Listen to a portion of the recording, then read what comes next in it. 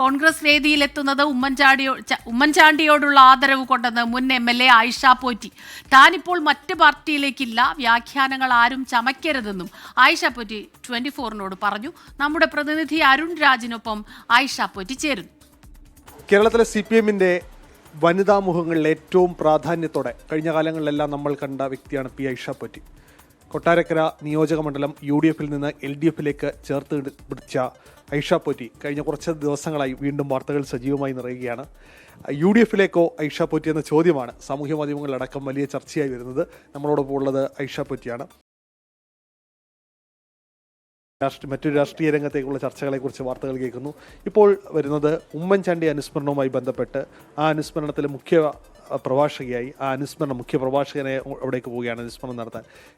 ഇതിൽ മറ്റെന്തെങ്കിലും രാഷ്ട്രീയ മാനങ്ങളുണ്ടോ? തുറന്നു തന്നെ ചോദിക്കുകയാണ്. തുറന്ന് ഞാൻ പറഞ്ഞാൽ അദ്ദേഹം ഒരു നല്ല മനുഷ്യനായിരുന്നു. ഞാൻ 3 തവണ MLA ആയിരുന്നപ്പോഴും അവർ വിളിക്കാനുള്ള കാരണം അതാന്ന് എന്നോട് പറഞ്ഞായിരുന്നു. 3 തവണ പ്രതിപക്ഷത്തും ഭരണപക്ഷത്തും ഇരിക്കുമ്പോഴുമൊക്കെ അദ്ദേഹത്തിനോടൊപ്പം പ്രവർത്തിച്ചിട്ടുണ്ട്. അപ്പം അദ്ദേഹം ഒരു ഇപ്പം രാഘവസഖാവില്ല, ഞാൻ മാത്രമേ ഇവിടെ MLA ആയിട്ട് ഇപ്പോൾ ഈ മണ്ഡലത്തിലുള്ളൂ. പിന്നെ മന്ത്രി ഉണ്ട്. എന്നാലും അത് അറിയുന്ന ഒരാളെന്നുള്ള നിലയിൽ അദ്ദേഹത്തെ അനുസ്മരിക്കുന്ന ചടങ്ങിൽ വരണം. അനുസ്മരണ പ്രഭാഷണം എന്നുള്ള പിന്നെയാണ് പറഞ്ഞത്.